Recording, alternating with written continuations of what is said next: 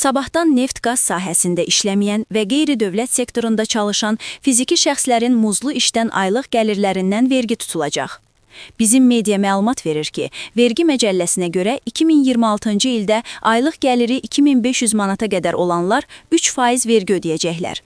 Aylıq gəliri 2500 manatdan 8000 manata qədər olanların vergisi 2026-cı ildə 75 manat plus 2500 manatdan 8000 manata qədər hissənin 10% qədər, aylıq gəliri 8000 manatdan çox olanların vergisi isə 625 manat plus 8000 manatdan artıq hissənin 14% qədər olacaq.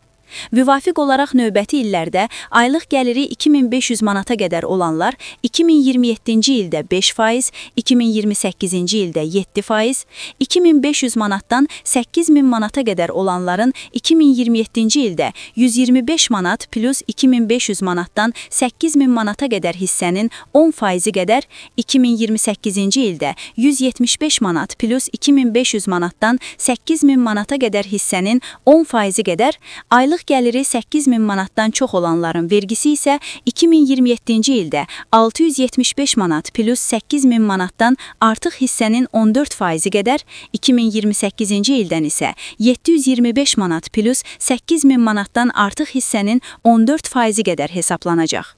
Qeyd edək ki, Azərbaycanda 2019-cu ildən qeyri-neft, qaz və qeyri-dövlət sektorlarında çalışanlara gəlir vergisi ilə bağlı 7 illik güzəşt nəzərdə tutulmuşdu. Bu güzəşt sayəsində yuxarıda qeyd edilənlər muzlu işdən aylıq gəlirlərindən aylıq gəlir 8000 manata dək olduqda vergi tutulmur, 8000 manatdan çox olduqda isə 14% vergi tutulub.